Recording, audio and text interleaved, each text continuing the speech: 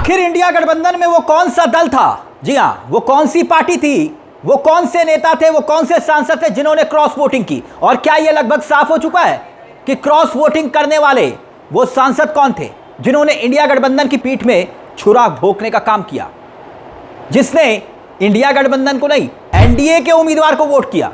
यकीनन उपराष्ट्रपति चुनाव में एनडीए के उम्मीदवार की जीत तो पहले से ही तय थी, मगर एक ऐसा आंकड़ा है जो देश की होनहार मीडिया आपको नहीं दिखा रही है बल्कि छिपा रही है। वो आंकड़ा क्या है और क्यों आखिरकार उसे छिपाया जा रहा है? समझिएगा, कहानी बहुत दिलचस्प है। यह नंबर का खेल है और यह नंबर के हिसाब से पहले यह तय था कि एनडीए का कैंडिडेट तो जीतेगा, यानी कि आरएसएस का जो चेहरा था वो चुनाव आसानी से जीत जाएगा उपराष्ट्रपति पद का। मगर सबका सवाल यही है कि क्या वाकई में इंडिया गठबंधन की तरफ से क्रॉस वोटिंग कोई हुई है? दोस्तों, इसके लिए मैं आपको कुछ आंकड़े दिखाऊंगा, एक एक करके आपके सामने कुछ आंकड़े रखूंगा। लेकिन उससे पहले जरा ये जयराम रमेश, कांग्रेस के बड़े चेहरे हैं, सांसद है राज्यसभा से, वो क्या कुछ दावा कर रहे हैं पहले वो देखिए, ताकि आंकड़ों की कहानी को आप समझ पाएं। आंकड़े जो जयराम रमेश भी दे रहे हैं। जयराम रमेश कहते हैं कि विपक्ष का जो उपराष्ट्रपति पद का चुनाव हुआ, पूरी तरह से एकजुट खड़ा था विपक्ष का प्रदर्शन निसंदेह रूप से सम्मानजनक रहा। संयुक्त उम्मीदवार न्यायमूर्ति सेवानिवृत्त बी सुदर्शन रेड्डी ने 40% वोट हासिल किए। कितने कह रहे हैं? 40%। आगे देखिए, साल 2022 में विपक्ष को सिर्फ 26% वोट मिले थे। भाजपा के अंकगणित जीत वास्तव में नैतिक और राजनीतिक दोनों तरह के हार है। वैचारिक लड़ाई अनवरत चलती रहेगी। जयराम रमेश ये कह रहे हैं कि हम हारे हैं, हम हारे हैं, मगर ये पहले से हमें पता था कि हम हारेंगे। लेकिन ये वैचारिक लड़ाई थी और ये लड़ाई जो हम लड़ रहे थे वो एनडीए के खिलाफ लड़ रहे थे। और 2022 में जब उपराष्ट्रपति पद का चुनाव हुआ था तब जगदीप धनखड़ चुनाव जीते थे। उससे बहुत कम मार्जिन से इस बार चुनाव जीता एनडीए का कैंडिडेट।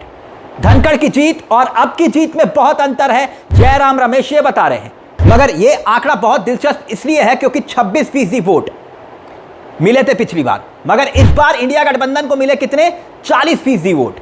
एक बड़ा आंकड़ा हो जाता है दोस्तों ये 40% वोट, यानी कि लोकसभा और राज्यसभा के सांसद कुल मिलाकर 40% वोट इंडिया गठबंधन के कैंडिडेट को कर रहे हैं। मगर सवाल यह कि क्या वाकई में क्रॉस वोटिंग भी हुई, और हुई तो किस तरफ से हुई? लेकिन पहले आपके सामने एक और दिलचस्प आंकड़ा रख देता हूं दोस्तों। जैसे कि मैंने आपसे कहा ना कि एनडीए के उम्मीदवार का जीतना लगभग तय था, आरएसएस के चेहरे का चुनाव जीतना लगभग तय था। विपक्ष को उम्मीदवार उतारते वक्त भी यह बात पता थी। लेकिन एक और आंकड़ा इस जीत के बाद निकलकर सामने आया, बड़ा दिलचस्प आंकड़ा है। इंडियन एक्सप्रेस जो अखबार है उसने यह आंकड़ा छापा है, और इंडियन एक्सप्रेस का यह आंकड़ा गौर करिएगा, आपकी स्क्रीन पर होगा। यह आंकड़ा बताता है कि कितनी करीब मुकाबला था। यह भले ही कहा जा रहा है कि इतने वोटों से जीत गए, इतने वोटों से जीत गए, मगर कितने करीब मार्जिन से इस बार यह चुनाव हुआ है वो देखिए। यह आंकड़ा एनडीए का अब तक का देश के इतिहास में यह दूसरी बार मौका है जब इतनी क्लोज फाइट हो रही थी। यानी इससे पहले सिर्फ एक बार ऐसा हुआ है कि इतनी करीबी मुकाबला देखा गया हो। महज 152 वोटों से चुनाव जीता गया हो, 152 वोटों से, महज 152 वोट। हालांकि दोस्तों 152 वोट बहुत ज़्यादा होते हैं, जबकि टोटल जो वोटर हैं वो 781 हैं, 781। लेकिन कुछ आंकड़े जो आप देख रहे होंगे, आप देखिए इंडियन एक्सप्रेस से जो छापे हैं, बाकायदा 1997 में जो जीत का मार्जिन था 178, 168। इसके बाद 2002 में एनडीए के उम्मीदवार भैरव सिंह शेखावत चुनाव जीते थे और उन्होंने विपक्ष के उम्मीदवार जो उस वक्त यूपीए के थे उनको चुनाव हराया था। 149 वोट से वो चुनाव जीते थे। और जबकि 2017 में वेंकैया नायडू गोपाल कृष्ण गांधी को चुनाव हराया था, 272 वोटों से चुनाव जीते थे, बहुत बड़ी बात थी। और 2022 में चुनाव जो पिछली बार जगदीप धनखड़ चुनाव जीते थे, विपक्ष के उम्मीदवार को चुनाव हराया था, मार्गरेट डलबा को, तब उस वक्त 346 वोट से वो चुनाव जीते थे। कितने? 346 वोट से। और अब गौर करिए यह आंकड़ा साल 2007 हो, 2012 हो, जिसमें हामिद अंसारी उपराष्ट्रपति चुने गए थे, याद होगा आपको। और 2007 में हामिद अंसारी का जो चुनाव का जीत का मार्जिन था वो 233 था और 2012 में 252 था। 2012 वाला आंकड़ा 252। 2012 में जब चुनाव का जीत का मार्जिन, मैंने इसलिए 2052 पे जिक्र कर रहा हूं, 252 पर जिक्र इसलिए कर रहा हूं क्योंकि एक बड़ी बात तब उस दरमियान ये थी कि यूपीए सरकार यानी कि मनमोहन सरकार के खिलाफ जबरदस्त गुस्सा था, मगर उसके बावजूद ये आंकड़ा इतना क्लोज नहीं था जितना इसकी बार हुआ, इस बार हुआ। जहां तक क्रॉस वोटिंग की बात है तो एक बड़ी बात मैं आपको बताऊं, क्रॉस वोटिंग उपराष्ट्रपति के चुनाव में होती है क्योंकि बैलेट सीक्रेट बैलेट से चुनाव होता है और इस बार भी क्रॉस वोटिंग हुई है। यह कहा जा रहा है, उम्मीद पहले से ही की जा रही थी कुछ इधर डालेंगे कुछ उधर वोट डालेंगे, और इस बार हुआ। इंडिया गठबंधन ने एकता दिखाई, बाकायदा मानसून सत्र के दौरान एकता दिखाई और वोट चोरी के मुद्दे पर पूरा समूचा विपक्ष एकजुट दिखाई दिया। लेकिन फिर भी क्रॉस वोटिंग हुई है और एनडीए की तरफ क्रॉस वोटिंग हुई है तो एक बड़ा सवाल बन जाता है। क्यों? क्योंकि 422 के आसपास यह आंकड़ा पहुंच गया, लेकिन एनडीए को जो वोट मिले हैं वो 452 मिले हैं।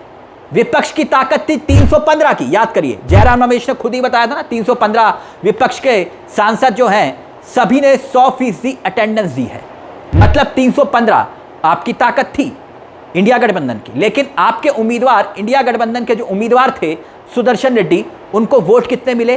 300, मतलब 15 कम मिले। अब इसमें 15, एक बात और है, 15 जो है कैंडिडेट अमान्य हुए हैं, 15 वोट अमान्य अयोग्य, और जितने भी रद्द हुए हैं, मैं ये नहीं कह रहा कि वो रद्द जो हैं वो इंडिया गठबंधन के हुए हैं, हो सकता है एनडीए खेमे के भी हो। अब विपक्ष कह रहा है जानबूझकर इनके वोटों को रद्द किया गया है, वो एक अलग विषय है। अगर रद्द भी किया गया है तो वो टैली थोड़ी सी और ऊपर हो जाती कि भाई इंडिया गठबंधन के कैंडिडेट को इतने वोट मिले, कितने? 315, लेकिन फिर वहां एकजुटता दिखाई देती। अब दिखाई दे रहा है कि भाई 15 वोट कम पड़े हैं, लेकिन ये 15 वोट जो रद्द हुए हैं, वो हैरान करने वाली बात यह है कि जब दोनों गठबंधन की तरफ से बाकायदा प्रैक्टिस करवाई गई थी कि भाई कहां कैसे किस तरह से वोट करना है, तब उसके बाद भी ये 15 वोट अमान्य हो गए। मगर क्रॉस वोटिंग हुई है। अब वो गद्दार कौन है जिन्होंने धोखा दिया? ये बात तो रह गई ना कि भाई वो गद्दार कौन है अगर जिन्होंने गद्दारी की। इंडिया गठबंधन को ये सोचना चाहिए कि कहीं ऐसा तो नहीं है कि एनडीए का चेहरा इंडिया गठबंधन की खाल पहनकर उसका हिस्सा बना हो, इंडिया गठबंधन का। यानी जिस तरह से राहुल गांधी ने स्लीपर सेल का दावा किया था, तो क्या वो वाकई में सच साबित हो रहा है? लेकिन एक बात और, एक टाइम्स नाउ ने बाकायदा ये दावा किया है कि आम आदमी पार्टी और जेएमएम के कुछ सांसदों ने क्रॉस वोटिंग की है। आप अपनी स्क्रीन पर देख सकते हैं, बाकायदा टाइम्स नाउ ने जो दावा किया है कि आम आदमी पार्टी के 6, आरजेडी के 3 और जेएमएम के 1 सांसद ने क्रॉस वोटिंग की है। तो क्या वाकई में इन्हीं सांसदों ने क्रॉस वोटिंग की है जिसका जिक्र मीडिया के सियासी गलियारों में हो रहा है? यह एक अपने आप में बड़ा सवाल है। लेकिन यह आंकड़ा जो बता रहा है ना दोस्तों, वो कहानी कुछ और बता रहा है कि नंबर गेम में इंडिया गठबंधन आगे तो बढ़ा है, लेकिन खेल सिक्के का दूसरा पहलू भी है।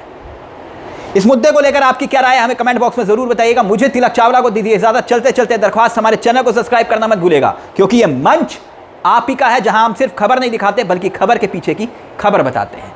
नमस्कार, जय हिंद, जय भारत।